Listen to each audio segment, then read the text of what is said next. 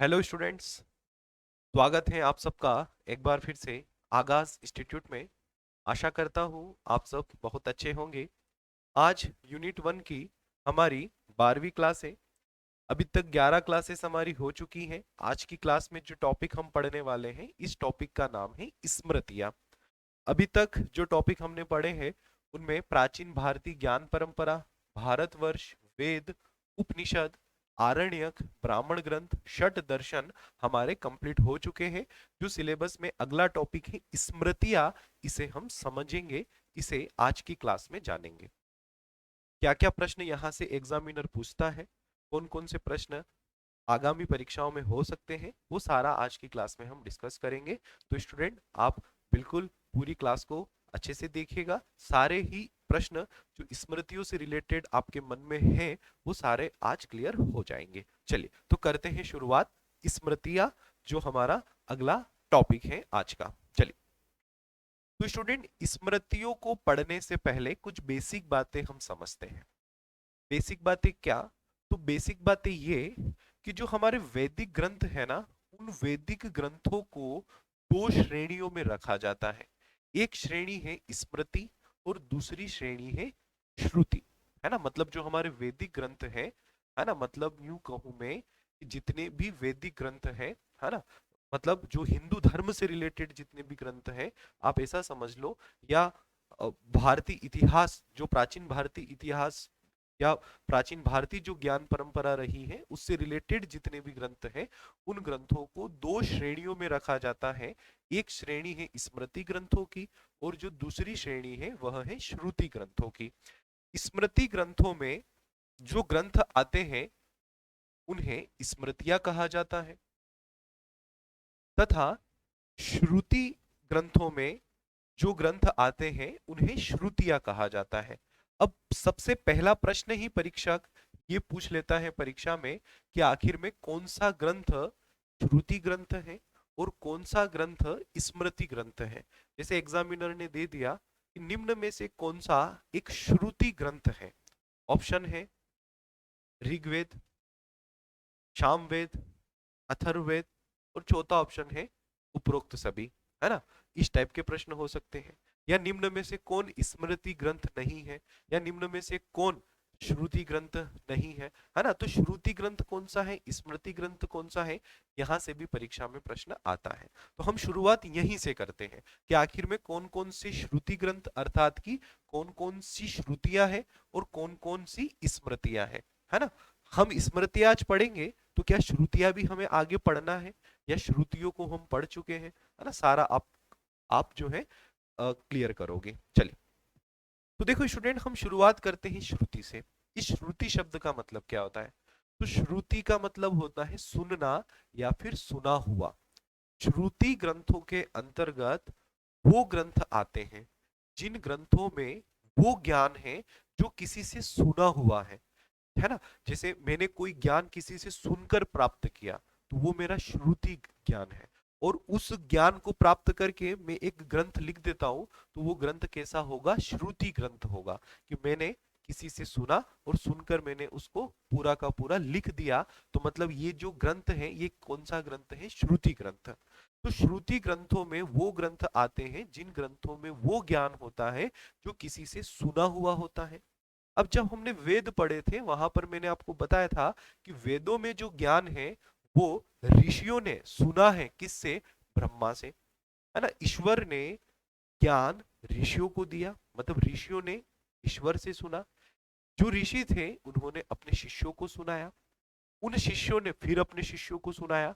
मतलब जो ज्ञान पीढ़ी दर पीढ़ी जो प्रचारित हुआ, प्रसारित हुआ, वो श्रुति के माध्यम से हुआ। मतलब एक ने दूसरे को सुनाया, दूसरे ने तीसरे को सुनाया, इस टाइप से जो ज्ञान श्रुति के माध्यम से प्राप्त हुआ, है ना, उस ज्ञान से बने ग्रंथों को हम बोलते हैं श्रुति ग्रंथ। और श्रुति ग्रंथ में जो ग्रंथ आते हैं या श्रुतियों में जो ग्रंथ आते हैं वो आते हैं हमारे चार वेद, ब्राह्मण ग्रंथ जो है हमारे, आरण्य का जो है वो, और एक और जो है वह है उपनिषद। है ना, एक और कौन सा है स्टूडेंट, उपनिषद। उपनिषद, ब्राह्मण ग्रंथ, आरण्यक ग्रंथ और 4 वेद, ये वो ग्रंथ हैं जो श्रुति ग्रंथों के अंतर्गत आते हैं। मतलब इन ग्रंथों को छोड़कर अब जितने भी ग्रंथ हैं, चाहे वो षट दर्शन हो, चाहे वो मनु स्मृति हो, चाहे वो नारद स्मृति हो, चाहे वो हमारे पुराण हो, चाहे भगवत पुराण हो, वायु पुराण हो, शिव पुराण हो, चाहे वो जो भी ग्रंथ हो, इन ग्रंथों को छोड़कर वो सारे के सारे ग्रंथ कौन से स्टूडेंट? तो वो सारे के सारे ग्रंथ क्या है? तो वो सारे के सारे ग्रंथ स्मृतियां हैं। सिर्फ ये ग्रंथ ही आते हैं श्रुति ग्रंथों की श्रेणी में। तो बड़ा आसान हो गया इस टाइप के प्रश्न का जवाब दे पाना कि निम्न में से कौन श्रुति ग्रंथ है और निम्न में से कौन स्मृति ग्रंथ है। इन इन ग्रंथों, ये जो ग्रंथ है यहाँ पर, ये ग्रंथ श्रुति ग्रंथ है। इन ग्रंथों के अलावा अगर जो भी ग्रंथ आपको ऑप्शन में दिखे वो स्मृति ग्रंथ है। एक और बात याद रखिएगा, जो गीता है, कृष्ण ने जो अर्जुन को ज्ञान दिया था गीता का, तो गीता को भी श्रुति ग्रंथों की ही श्रेणी में रखा जाता है। हालांकि उस बात को लेकर भी कुछ विद्वानों में विवाद है ना, लेकिन मैं आपको बता देता हूं, यहाँ पर मैं नहीं लिख रहा हूं, लेकिन आप थोड़ा सा अपने दिमाग में रखना, है ना, कि कभी कोई ऐसा प्रश्न कर ले एग्जाम में, तो नहीं आएगा इस टाइप का प्रश्न, लेकिन मैं आपको बता रहा हूँ कि गीता को भी श्रुति ग्रंथों की श्रेणी में रखा जाता है। ऐसा कहा जाता है क्योंकि गीता का जो ज्ञान है वो अर्जुन ने सुना था श्री कृष्ण से, है ना, तो गीता को भी इस श्रेणी में रखा जाता है। कौन सी श्रेणी? श्रुति ग्रंथों वाली श्रेणी में। तो ये सारे के सारे जो ग्रंथ हैं ये श्रुति ग्रंथ है ना, मतलब श्रुतियां हम पढ़ चुके हैं, श्रुति ग्रंथ हम कंप्लीट कर चुके हैं। हम आज जो पढ़ने वाले हैं वो स्मृतियों को पढ़ने वाले हैं, स्मृति ग्रंथ की बात करने वाले हैं। ठीक है, चलिए। तो श्रुति ग्रंथ कंप्लीट हो चुके हैं, स्मृति ग्रंथ की बात करेंगे। श्रुति ग्रंथ क्या होते हैं आप सब अच्छे से समझ गए होंगे। देखो, श्रुति और स्मृति में अंतर बताने के पीछे जो मेरा मकसद है वो मकसद आपका एक नंबर है। परीक्षक प्रश्न कर लेगा कि कौन श्रुति ग्रंथ है कौन स्मृति ग्रंथ है। अगर आपको पता ही नहीं होगा ना, तो फिर यही कहोगे कि सर इतना सब कुछ पढ़ा और जो एक बेसिक सा जो पढ़ना था वही नहीं पढ़ा और एक नंबर हमारा गलत हो गया, है ना। तो इसलिए मैंने आपको ये अंतर बताया कि श्रुति और स्मृति में आप अंतर समझो, है ना। श्रुति क्या होता है वो हम समझ गए। अब हम बात करेंगे स्मृति की, जो हमारा विषय है आज का, स्मृति ग्रंथ या स्मृतियां। अब देखो, स्मृति ग्रंथ या स्मृतियां क्या होती हैं? तो इस स्मृति शब्द का मतलब होता है याद किया हुआ, है ना। स्मृति का मतलब होता है याद किया हुआ, मतलब वो ज्ञान जो ज्ञान मैंने याद किया। स्मृति ग्रंथों के अंतर्गत वो ज्ञान आता है जो ऋषि मुनियों ने याद किया और याद करके उस ज्ञान से उन्होंने ग्रंथ बना दिए। ऐसे एक उदाहरण से समझो, जैसे कि मान लो कि आप कोई एक मूवी देखने गए, या मान लीजिए मैं कोई मूवी देखने गया, और मूवी जब मैंने देखी तो मूवी देखते हुए उस मूवी का एक पोर्शन मुझे बहुत अच्छा लगा। वो पोर्शन ये था कि उसमें एक बच्चा एग्जाम की तैयारी कर रहा था, 3 बार वो फेल हुआ और चौथी बार में जाकर वो पास हो गया और उसने सिलेक्शन ले लिया, है ना। ये सिर्फ मूवी की 10 मिनट की कहानी है, 3 घंटे की मूवी है, 2 घंटे की मूवी है, लेकिन 10 मिनट की उसमें ये कहानी है कि एक बच्चा जो है वो बार बार फेल होने के बाद भी आखिरी में पास हो जाता है ना। अब उस मूवी की ये बात मुझे जो है बहुत अच्छी लगी, मुझे बिल्कुल याद रह गई ये दिमाग में कि यार, मेहनत करोगे यदि तो कभी असफल नहीं होंगे। मेहनत जितनी करते जाओगे आपके सफल होने के चांस उतने ही बनते जाएंगे। अगर आप निराश नहीं होते हो और मेहनत करते हो तो आप जरूर सफल होंगे। ये मैंने सोचा उस मूवी के उस 5 मिनट की स्टोरी को देखकर। मैंने याद कर लिया उस स्टोरी को। अब क्या हुआ कि मैंने उस पर एक ग्रंथ लिख दिया, है ना, एक ग्रंथ। उस मूवी के उस भाग, जिस भाग को मैंने याद रखा दिमाग में, मेरे को पूरी मूवी याद नहीं है, हो सकता भले पूरी मूवी भी मेरे को याद है, लेकिन विशेष तौर पर मैंने उस मूवी के उस भाग को याद रखा। और उस भाग को याद रखने के बाद मैंने क्या किया, उस पर एक मोटा सा ग्रंथ लिख दिया। और उस ग्रंथ का विषय है कि मेहनत करने वालों की कभी हार नहीं होती, या मेहनत करने वालों को कभी निराश नहीं होना चाहिए, या मेहनत का फल हमेशा मीठा होता है है ना। इस टाइप का मैंने एक ग्रंथ बना दिया, और उस ग्रंथ में मैंने लिख दिया कि भाई मेहनत करो, मेहनत करने से ही सब कुछ होता है, मेहनत के सिवा कुछ नहीं है ना, आप मेहनत करोगे तभी आप सफल होगे। इस टाइप से मैंने बहुत सारा ग्रंथ बना दिया और उसमें उदाहरण दे दिया उस मूवी का कि भाई उस मूवी में भी एक लड़का होता है जो इस टाइप से 3 बार फेल होता है, चौथी बार में जाकर वो पास होता है, मतलब मैंने एक ग्रंथ बना दिया। अब वो ग्रंथ कौन सा है, मैं यूं कहूं कि मैंने उस मूवी को सुनकर ग्रंथ बनाया, तो क्या इसमें पूरी मूवी मैंने बताई, क्या मूवी नहीं है ना, लेकिन उस मूवी का कुछ हिस्सा जो मुझे याद है, उस मूवी का कुछ हिस्सा जो मैंने याद कर लिया था, मैंने उस याद किए हुए हिस्से से, उस मूवी के याद किए हुए हिस्से से मैंने एक ग्रंथ तैयार कर लिया। ज्ञान तो मूवी का ही है ना, मतलब ज्ञान तो कोई अलग से नहीं आया, ज्ञान तो मूवी से ही निकला हुआ है, लेकिन उस मूवी के कुछ हिस्से को याद करके मैंने क्या किया, एक ग्रंथ बना लिया। तो जो स्मृति ग्रंथ है स्टूडेंट, ये स्मृति ग्रंथ भी सेम इसी कॉन्सेप्ट पर है। कैसे, हमारे जो ऋषि मुनि थे उन्होंने वेदों को सुना पढ़ा, है ना, वेदों वेदों को उन्होंने समझा। अब वेदों से उन्होंने क्या किया कि बहुत सारी बातें वेदों की उन्होंने याद की।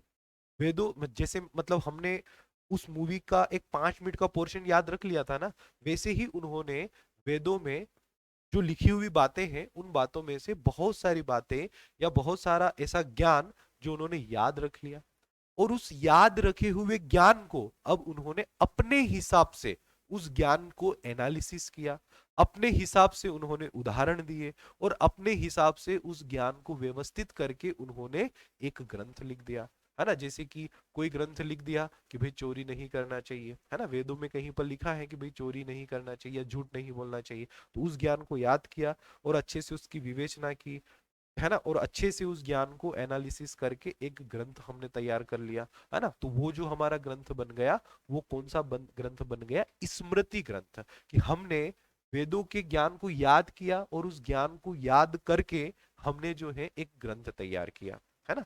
तो स्मृति ग्रंथ या स्मृतियों में वो ज्ञान है जो याद किया हुआ है, किसी से हमने सुना नहीं है, हमने याद किया हुआ है। चलो, हो सकता है बहुत सारों को अभी भी थोड़ा समझ नहीं आया हो, एक और उदाहरण से समझो। जैसे कि मान लो कि रामायण जो हुई थी पूरी, तो क्या ऐसा हुआ था क्या कि रामायण जो लिख रहा था या जिसने भी रामायण लिखी है, तो कोई पूरा बोलता गया कि चलो भैया लिखो, रामायण लिखो, है ना, मैं एक एक लाइन बोल रहा हूँ और तुम लिखो इसको, क्या ऐसा हुआ होगा? बहुत सारे लोग बोलते नहीं ऐसा ही हुआ है, रामायण तो पहले ही लिख ली गई थी। हम उन बातों पर बात नहीं कर रहे, हम इतिहास पढ़ रहे हैं, तो हम प्रैक्टिकल बातों पर ही बात करेंगे कि भाई क्या प्रैक्टिकल रहा होगा। तो रामायण जब पूरी हो गई, रामायण पूरी होने के बाद किसी ने उस रामायण को पूरा लिखा कि भाई ऐसा ऐसा हुआ था, मतलब भगवान राम के जीवन में जितनी भी घटनाएं घटी, भगवान राम ने जब जन्म लिया, जन्म से लेकर रावण को जब उन्होंने युद्ध में मारा, और जो भी उनका राजपाट रहा, सब किसी ने मतलब पूरे उनके जीवन काल को किसी ने क्या रखा होगा, याद रखा होगा। और याद रख भगवान राम के पूरे जीवन काल को किसी ने याद रखकर उस जीवन काल को एक ग्रंथ में, एक ग्रंथ का रूप दे दिया। तो वो भगवान राम का जो जीवन काल किसी ने याद रखकर एक ग्रंथ बना दिया, तो वो भगवान राम का जीवन काल वाला ग्रंथ रामायण क्या बन गया, एक स्मृति ही तो बन गई। ये वैसा का वैसा सेम महाभारत, महाभारत की भी सारी घटनाएं घटी। ऐसा तो हुआ नहीं कि कोई कागज पे लिखता जा रहा होगा कि अब कल ये करेंगे अपन, है ना, कि लिख दिया कि भाई अब कल ये होगा, या आज जो भी हुआ तो जो भी ऋषि जिसने भी महाभारत लिखी, तो आज जो हुआ तो तुरंत गए और कागज पे जाकर लिख दिया कि भाई आज ये घटना घटी, है ना, कल जो हुआ फिर लिख दिया कि आज ये घटना घटी, ऐसा तो हुआ नहीं होगा। पूरी घटनाएं घट गई, है ना, घटनाएं घटने के बाद फिर क्या किया गया, उसको व्यवस्थित तरीके से याद रखकर फिर लिखा गया, है ना, उसको एक ग्रंथ के रूप में बनाया गया। जैसे कि महात्मा गांधी, महात्मा गांधी जब महात्मा गांधी नहीं थे, कौन थे, जब मोहनदास थे, जब छोटे थे, क्या उन्हें पता था कि एक दिन पूरा विश्व जो है इतना आदर से प्रेम से उनका नाम लेगा, एक दिन ऐसा आएगा कि वो पूरे विश्व में जाने पहचाने जाएंगे? उन्हें नहीं पता था ये चीजें, है ना। उनका पूरा जीवन वो जिए। अब जो लोग उनके आसपास रहे, उन लोगों ने उनके जीवन को देखा, है ना, उस जीवन की जितनी भी यादें थी, है ना, स्मृति थी, है ना, वो सारी यादें उन्होंने मतलब अपनी स्मृति में रखी, और उन उन स्मृतियों से, मतलब जो भी जीवन की यादें थी उनसे महात्मा गांधी के बारे में पूरा का पूरा लेख लिख दिया कि महात्मा गांधी जो थे वो, उनका जन्म यहाँ हुआ था, मृत्यु यहाँ हुई थी, और ये पूरा उनका जीवन काल रहा। मतलब उनकी जो जीवन की घटनाएं थी वो किसी ने याद रखी, और याद रखकर क्या लिखा, पूरा ग्रंथ लिखा। कि ऐसा हुआ था कि महात्मा गांधी का जीवन, मतलब महात्मा गांधी जो भी थे, तो उनकी सारी की सारी घटनाएं किसी ने आकर एक दिन सुना दी किसी को कि भाई महात्मा गांधी का ये पूरा जीवन परिचय सुन लो, है ना। ऐसा तो नहीं हुआ होगा ना, किसी ने याद किया, और याद करने के बाद क्या हुआ, ग्रंथ बना। याद किया हुआ वो वाला याद किया हुआ नहीं, है ना। थोड़ा मेरा गला खराब है, मैं ज्यादा जोर से बोल नहीं पा रहा हूँ, है ना। तो याद किया हुआ में वो याद किया हुआ नहीं, कौन सा याद किया हुआ, कि जैसे हम किसी को याद करते हैं ना, है ना, कि महात्मा गांधी को याद किया तो अब उनको हिचकी चलेगी, वो वाला याद किया हुआ नहीं। याद किया हुआ मतलब उनके जीवन की जो घटनाएं हैं, उनका जो जीवन पूरा रहा, वो किसी ने अपनी स्मृति में रखा, और उसके बाद क्या किया, पूरा का पूरा एक उनका जीवन परिचय बना दिया। चलो महात्मा गांधी को भी साइड में करो, और बेसिक तरीके से समझ लो, है ना। मैं 3-4 वे में आपको समझा रहा हूँ स्मृतियां होती क्या है। चलो, जैसे कि आपका पूरा जीवन यूं मान के चलो कि बीत गया, अभी आप 80 साल के हैं, है ना, ऐसा मानना है सिर्फ, 80 साल के हैं। अब आपके दिमाग में एक प्लान आया कि क्यों ना मैं भी मेरे जीवन काल के ऊपर एक किताब लिखूं, है ना, मैं भी मेरे जीवन काल के ऊपर एक किताब लिखूं। तो आप शुरू हो गए कॉपी पेन लेकर, कॉपी पेन लेकर आप लिख रहे हो कि मेरा जन्म यहाँ हुआ था, मैं इस समय स्कूल गया था, स्कूल में मैंने ये काम किए, है ना। कुछ कांड किए होंगे तो आप उन कांडों के बारे में शायद नहीं भी लिखो, हो सकता है लिख भी दो कि ये सारे मैंने कांड किए, ये पूरा रहा, मेरी शादी हुई, बच्चे हुए, पूरा आप अपने जीवन को उसमें लिखोगे। लेकिन कितना लिखोगे, उतना ही लिखोगे ना जितना आपको याद है। कि कोई आपको आकर सुना देगा कि ले बेटा लिख, मैं पूरा सुना रहा हूँ कि तूने तेरे जीवन में क्या क्या किया, आप कितना लिख पाओगे, आप उतना ही लिखोगे ना जितना आपको याद है।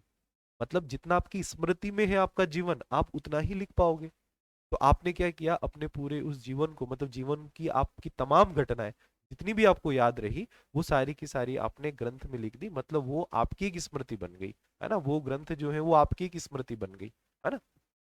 तो स्मृति ग्रंथों के अंतर्गत वो ग्रंथ आते हैं जो ग्रंथ प्राचीन ऋषियों ने, है ना, जो हमारे ऋषि मुनि थे, उन ऋषियों ने उन ग्रंथों में, मतलब स्मृतियों में उस ज्ञान को रखा जो ज्ञान उन्होंने वेदों से ही सीखा था, और वेदों से ही सीखे हुए ज्ञान को उन्होंने अपने हिसाब से उस ज्ञान का विश्लेषण किया, और उस ज्ञान को अपने अनुसार लिखा। जैसे उस मूवी के किसी एक 5 मिनट के 5 मिनट का कोई टॉपिक था उस मूवी का जो मुझे बड़ा अच्छा लगा, और उस टॉपिक को याद करते हुए मैंने एक पूरा ग्रंथ लिख दिया, है ना। तो वो होती है स्मृतियां, है ना। आगे और मैं आपको बताता हूं तो आपको और क्लियर होगी, जिन स्टूडेंट्स को अभी तक क्लियर नहीं हुई है, जैसे जैसे टॉपिक आगे बढ़ेगा आपको सब कुछ याद होगा। चलिए, तो स्मृतियां क्या होती हैं, तो स्मृति का शाब्दिक अर्थ होता है याद किया हुआ। स्मृतियों के अंतर्गत वे ग्रंथ आते हैं जो ग्रंथ किसी के द्वारा सुने हुए नहीं है, वो ग्रंथ है जो हमने ग्रंथों को पढ़कर उस ग्रंथों की कुछ बातों को याद किया और फिर हमने लिख दिया, है ना। जैसे मैं आपको क्लास में बहुत सारी चीजें सुना रहा हूं, अभी आप सुन रहे हो, आप सुनकर बहुत सारी चीजें यहाँ पर याद रख लोगे। क्या आप मेरे शब्द को लाइन टू लाइन याद रख पा रहे हो क्या? नहीं। हो सकता है इस क्लास में आपको एक ही बात ऐसी हो जो आपको 10 साल तक याद रहे, है ना, वो आपकी स्मृति में बैठ जाए, और फिर आप उस याद रखी हुई बात पर कोई ग्रंथ लिख डालें, है ना। तो वो क्या होगा, स्मृति ग्रंथ। मतलब आपने चीजों को याद किया, ठीक है। स्मृतियां क्या है, तो ये धर्म ग्रंथों का ही एक समूह है, मैंने आपको शुरू में ही बता दिया। और इन ग्रंथों की मान्यता श्रुति ग्रंथों से नीचे आती है। देखो, सबसे मेन इंपॉर्टेंट इस बात पर ध्यान देना, स्मृतियों का जो लेवल है वो लेवल नीचे आता है किसके, श्रुति ग्रंथ के। मतलब श्रुति ग्रंथों की वैल्यू ज्यादा है, स्मृति ग्रंथों की वैल्यू कम है। क्यों कम है? कम इसलिए है क्योंकि उस मूवी का मैंने एक 5 मिनट का पोर्शन लिया और उसको अपने हिसाब से लिखा। तो अपने हिसाब से लिखने में हो सकता है कि मैंने उसमें बहुत सारी चीजें ऐसी डाल दी हो जो मतलब उस मूवी में उस मुद्दे को बताने के पीछे का जो उद्देश्य था, और मैं उसको किसी और उद्देश्य से समझकर लोगों को बता रहा हूँ। जैसे आपने देखा होगा ना, किसी के ऊपर मूवी बनती है ना, तो उस मूवी में बहुत सारी चीजें ऐसी भी जोड़ दी जाती हैं जो कभी उसके जीवन में घटी ही नहीं, है ना। क्यों? मूवी को इंटरेस्टिंग बनाने के लिए, है ना। जब किसी की बायोग्राफी वगैरह बनती है तो उसमें क्या होता है, बहुत सारी चीजें ऐसी जोड़ दी जाती हैं जो कभी हुई ही नहीं, इसलिए जोड़ी जाती है मूवी को इंटरेस्टिंग बनाने के लिए। तो स्मृति ग्रंथ मूल नहीं है, स्मृति ग्रंथ तो वो है जो किसी ने याद किए और याद करके उन ग्रंथों को लिखा। और जहां पर याद करके लिखा जा रहा है वहां पर तो भैया गलती की भी चांस है ना। मैं मेरे जीवन का पूरा परिचय लिख रहा हूँ, जैसे उदाहरण दिया था ना मैंने कि आप 80 साल के हो गए, अब आप 80 साल के हो गए हो और अब आप पूरा अपना जीवन परिचय लिख रहे हो, तो क्या आप उसमें सही सही लिखोगे पूरा? हो सकता है बहुत सारी चीजों को आपने स्किप कर दिया, आपने सिर्फ अच्छी अच्छी बातें ही लिखी, जितने आपके कांड थे वो आपने उसमें लिखे ही नहीं, आपने सारी अच्छी अच्छी बातें ही अपने बारे में लिखी। तो हो सकता है कि आपने जो लिखा है वो गलत हो, है ना। हो सकता है कि आप उस ग्रंथ में मतलब जो आपका स्मृति ग्रंथ जो रहा है उस स्मृति ग्रंथ में आपने जो भी लिखा है वो अ, वास्तविक नहीं हो, उसमें बहुत सारे आपने आपके हिसाब से चेंजेस कर दिए हो, है ना। उसमें बहुत सारे चेंजेस ऐसे रहे हो जो आपने आपके हिसाब से किए हो। इसलिए स्मृति ग्रंथों का जो लेवल है वो श्रुति ग्रंथों से नीचे माना जाता है, या मैं यूं कहूं कि स्मृति ग्रंथों को श्रुति ग्रंथों के नीचे रखा जाता है। श्रुति ग्रंथों को ज्यादा ऑथेंटिक माना जाता है ना। क्योंकि किसी बात को किसने कितना याद रखा, हो सकता है कि उसने उसको किसी और वे में याद रखा हो और फिर उसने और वे में ही लोगों को समझाया हो, मतलब जो वास्तविकता थी उस वास्तविकता को तो उसने समझाया ही नहीं, और उसने ऐसे वे में समझाया हो जो सही नहीं था बिल्कुल, है ना। तो इसलिए श्रुति ग्रंथों से नीचे रखा जाता है किसे? स्मृति ग्रंथों को, है ना। तो ये भी एक प्रश्न परीक्षा में एग्जामिनर जो है वो आपसे पूछ सकता है, तो ये भी आपको याद रखना है। नेक्स्ट हम बात करें तो ये अधिकांश पद्य रूप में होते हैं, है ना। मतलब जितने भी स्मृति ग्रंथ हैं ये सारे के सारे पद्य रूप में मिलेंगे, मतलब श्लोक रूप में, है ना। श्लोक रूप में, मतलब जनरली ये पद्य रूप में होते हैं, ठीक है। ये भी आपको याद रखना है। इन ग्रंथों की रचना, देखो इस लाइन पर ध्यान दो, इतनी देर से मैं आपको जो बात समझा रहा हूं ना वो सारी इस लाइन में लिखी है। इन ग्रंथों की रचना वेदों का स्मरण या चिंतन करके की गई थी। मतलब ये जो ग्रंथ लिखे गए, इन ग्रंथों को लिखते समय वेदों का ही स्मरण किया गया, वेदों का ही चिंतन किया गया, लेकिन उन बातों को, है ना, मतलब वेदों में जो बातें लिखी थी धर्म की, दर्शन की, आचार व्यवहार, प्रायश्चित, शासन नीति आदि का क्या किया गया? विवेचन किया गया, है ना। मतलब वेदों में जितना भी ज्ञान है या वेदों में जो भी बातें लिखी हैं, है ना, तो वेदों के ही ज्ञान को स्मृति ग्रंथों में क्या किया गया? अपने हिसाब से उस ज्ञान की विवेचना करके लिखा गया, है ना। ये यही बात अपन इतनी देर से समझ रहे हैं, ठीक है। तो स्मृतियां क्या होती हैं वो आपको समझ में आया होगा, स्मृतियां किसे कहते हैं ये आपको क्लियर हुआ होगा, ठीक है स्टूडेंट। चलिए बढ़ते हैं आगे। अब देखो ऐसे कौन कौन से ग्रंथ हैं जो स्मृतियों के अंतर्गत आते हैं, है ना। स्मृतियों के अंतर्गत कौन कौन से ग्रंथ आते हैं? श्रुतियों के अंतर्गत कौन से ग्रंथ आते हैं वो हम समझ चुके हैं कि श्रुतियों के अंतर्गत 4 वेद आते हैं, आरण्यक आते हैं, ब्राह्मण ग्रंथ आते हैं, ये श्रुतियों के अंतर्गत आते हैं। अब स्मृतियों के अंतर्गत कौन कौन से ग्रंथ आते हैं, अब हम उनको समझते हैं कि आखिर में स्मृतियों के अंतर्गत कौन कौन से ग्रंथ आते हैं। तो स्मृतियों के अंतर्गत जो ग्रंथ आते हैं उनमें आता है वेदांग, धर्मशास्त्र, सूत्र, इतिहास जिसमें कि रामायण और महाभारत, आगम, दर्शन, है ना। जो हमने 6 दर्शन देखे थे ना, षड दर्शन में जो हमारा जो पूरा आस्तिक दर्शन का पूरा जो ग्रुप था, है ना, तो वो सारा का सारा किस में आता है? स्मृतियों में आता है। और जो पुराण है हमारे 18 पुराण है ना, पुराण जो है वो इसमें आते हैं। जितने भी नीति शास्त्र से संबंधित ग्रंथ हैं वो सारे के सारे स्मृतियों में आते हैं। तो ये कुछ मुख्य प्रकार के ग्रंथ हैं जो स्मृतियों के ही अंतर्गत आते हैं। वेदांग स्मृतियों के अंतर्गत आते हैं।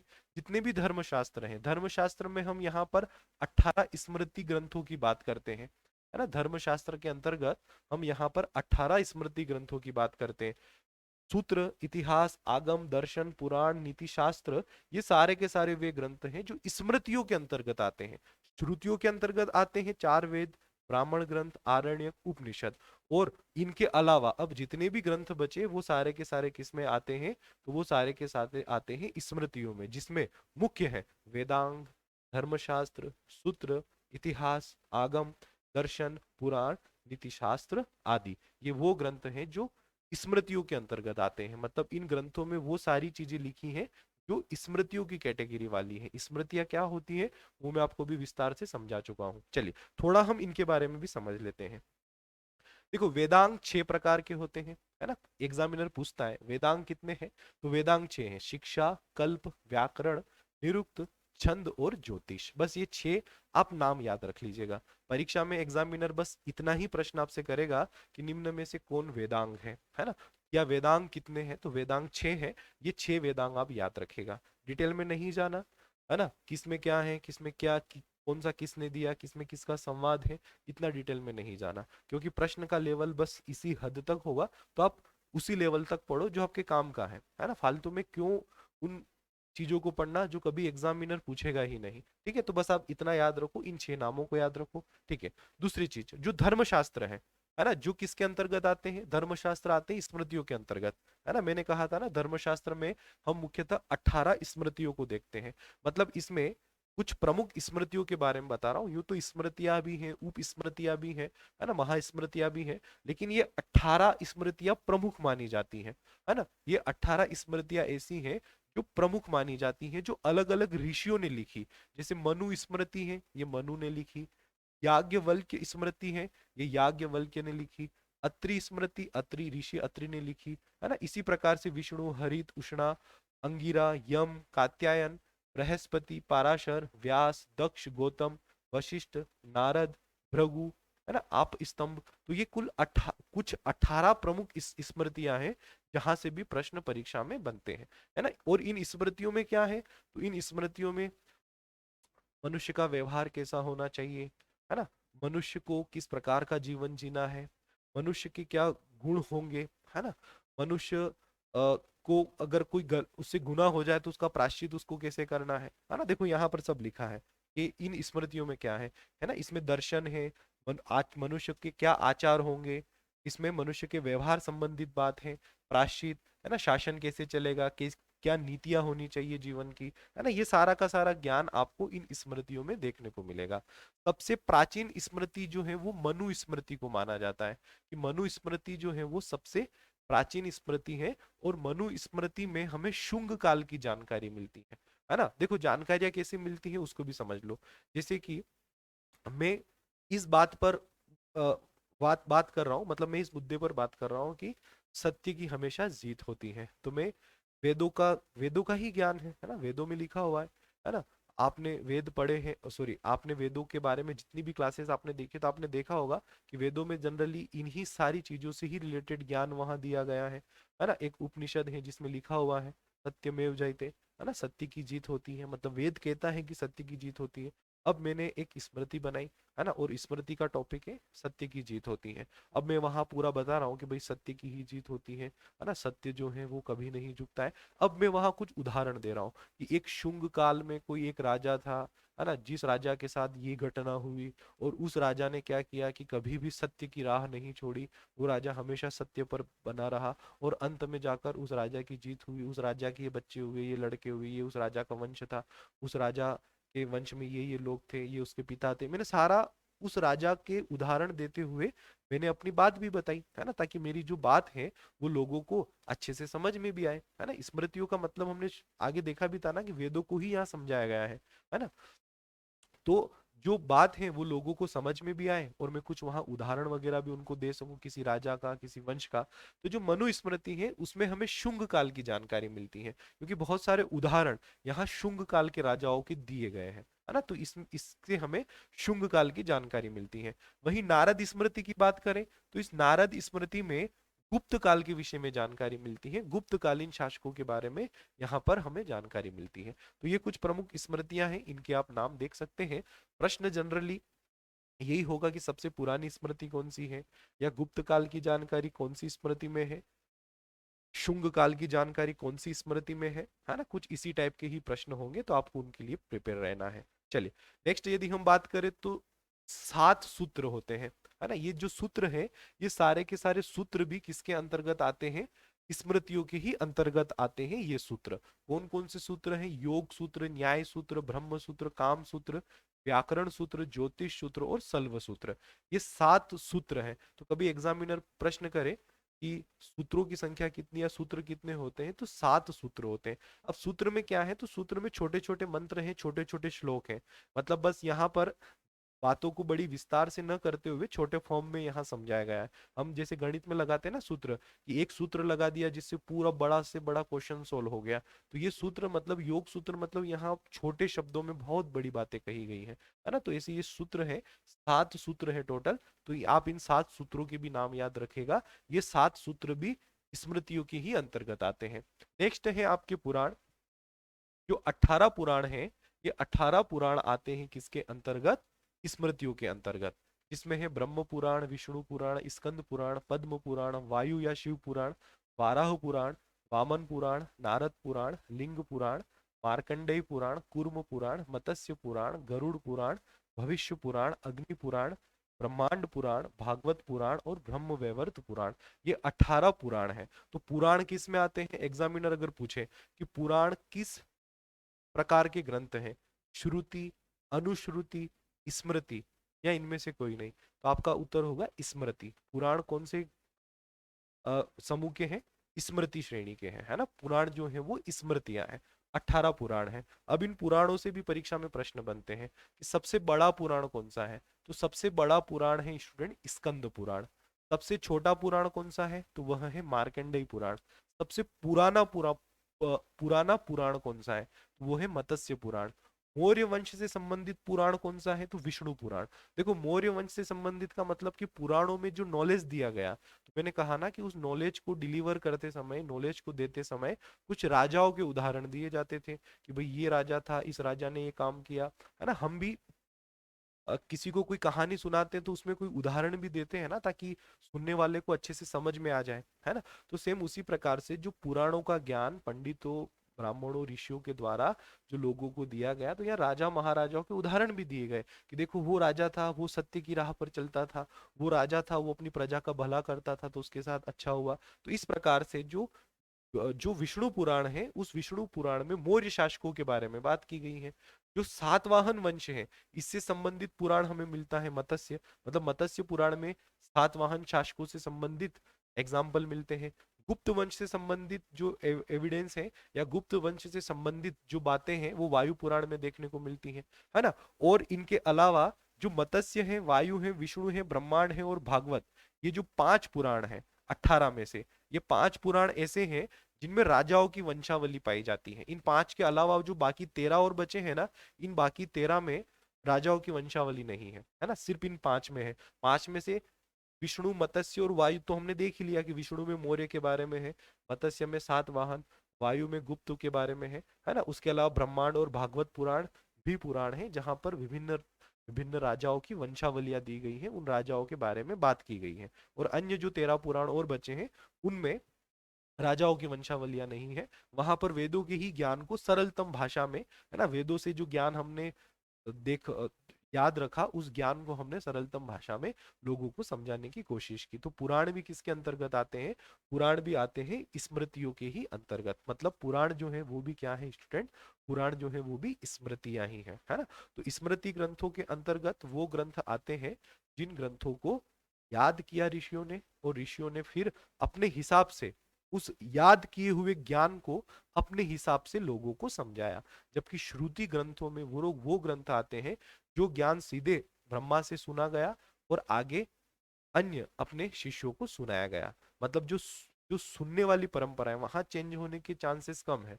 लेकिन मैंने सुना क्या, है ना, और मैंने याद रखा क्या, और फिर मैंने लोगों को बताया क्या, है ना, तो यहाँ पर क्या है, चेंजेस आ जाएंगे। तो इसीलिए श्रुति ग्रंथों को टॉप में रखा जाता है स्मृति ग्रंथों के, कि भाई स्मृति ग्रंथों में बदलाव संभव है। हो सकता है कि जिस ऋषि ने उस ज्ञान को याद रखा, हो सकता है कि उसने सही से याद नहीं रख पाया। कुछ चीजें ऐसी हो सकती हैं जो उससे मिस रही हो, और फिर उसने वो अधूरा ही लोगों को दे दिया हो। और इस अधूरे का जो पूर्ण रूप है वो कहाँ है? श्रुति ग्रंथ में। मतलब अगर कोई बात ऐसी है कि जो श्रुति ग्रंथ में भी लिखी है और स्मृति ग्रंथ में भी लिखी है, लेकिन दोनों में विरोधाभास है, श्रुति ग्रंथ कुछ और बोल रहा है और जो स्मृति ग्रंथ है वो कुछ और बोल रहा है, तो उस समय पर जो बात मानी जाएगी वो श्रुति ग्रंथ की मानी जाएगी। मैंने कहा ना, श्रुति ग्रंथ को ऊपर रखा जाएगा, स्मृति ग्रंथों को नीचे रखा जाएगा, मतलब जो श्रुति ग्रंथों में लिखा है उसे ही स्वीकार किया जाएगा, है ना। क्योंकि स्मृति ग्रंथ में बदलाव संभव है, क्योंकि वो स्मृति ग्रंथ में वो ज्ञान है जो सुना नहीं था, वो ज्ञान है जो याद रखा था, और जो याद रखा था हो सकता है कि उसमें बदलाव हो गया हो। क्योंकि मैं आपसे पूछूं कि आज से 1 साल पहले जो फरवरी महीना था 2023 का, तो बताओ आपने उस फरवरी में क्या क्या किया था, तो वो भी आपको याद नहीं होगा। तो पिछला 1 साल भी हमें याद नहीं है, तो कहाँ हम इतना पूरा जीवन अपना याद रख पाएंगे, है ना। हम सब कुछ नहीं याद रख पाएंगे, हम कुछ खास खास चीजें ही याद रख पाएंगे, है ना। तो जो खास खास है वही हमें याद याद रहेगा।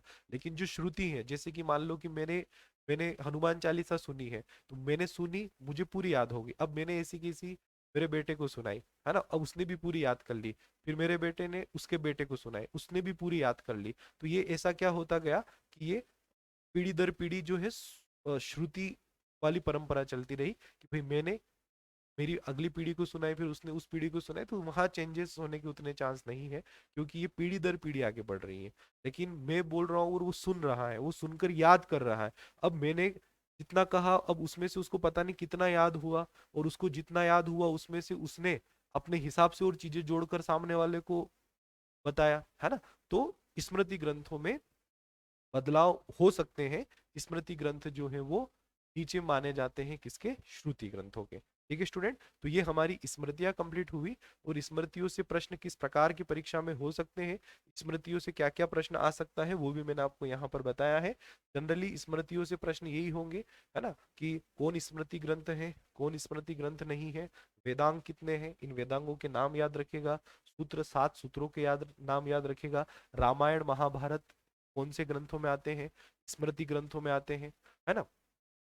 जो दर्शन है ना, जो दर्शन हमने पढ़े थे ना, षड दर्शन, वो सारे स्मृति ग्रंथों में आते हैं। श्रुति ग्रंथों में वेद आते हैं, ब्राह्मण आते हैं, आरण्यक आते हैं, उपनिषद आते हैं, ये श्रुति ग्रंथों में आते हैं। ठीक है, तो इस प्रकार से आपको जो है सारा ही इस टॉपिक को अच्छे से कंप्लीट कर लेना है। यहाँ से प्रश्न इक्का दुक्का ही प्रश्न होगा, है ना, लेकिन वो जो भी प्रश्न होगा आपका गलत नहीं होना चाहिए, अच्छे से आपको उसे समझना है, अच्छे से याद रखना है। मैं चाहता तो बहुत सारी चीजें आपको यहाँ पर अनवांटेड भी बता सकता था, जो एग्जाम की दृष्टि से कोई काम की नहीं है ना। क्योंकि आप पुराने पेपर उठाकर देख लीजिएगा, ये स्मृतियां नामक टॉपिक पहले भी था। ऐसा नहीं है कि स्मृतियां नामक टॉपिक आप जीवन में पहली बार ही पढ़ रहे हो, ये पुराण वगैरह आप पहले भी पढ़ते थे, इस कल्प ये सूत्र वगैरह आप पहले भी पढ़ते थे। तो चीजें वही हैं, बस उनको थोड़ा समझने और समझाने का तरीका बदला है ना। तो चीजें बस उसी स्तर से पूछी जाएगी, तो आपको ज्यादा डिटेल में जाकर इन चीजों को पढ़ने की भी आवश्यकता नहीं है। आप वो समय और टॉपिक पर पढ़ने में लगाए, क्योंकि बहुत सारे टॉपिक हैं स्मृतियों में। जितना मैंने बताया आप उतना कीजिए। अगर कुछ चीजें हमें लगेगी ऐसी कि यार स्मृतियों से रिलेटेड या और किसी भी टॉपिक से रिलेटेड ये फैक्ट भी आपको पता चलना चाहिए, तो वो फैक्ट भी हम आप तक पहुंचाएंगे टेस्ट के माध्यम से। और भी बहुत सारे माध्यम है वो क्वेश्चंस आप तक पहुंचाने का, तो हम वो क्वेश्चंस भी, वो फैक्ट भी आप तक पहुंचाएंगे। बाकी आज क्लास में जितना भी मैंने बताया वो सफिशिएंट है, प्रश्न आपको यहीं से देखने को मिलेगा। क्योंकि परीक्षा में प्रश्न स्मृतियां दिया है, मतलब वो सीधा सीधा ये जानना चाह रहा है कि आपको ये ज्ञान रहे कि भाई स्मृति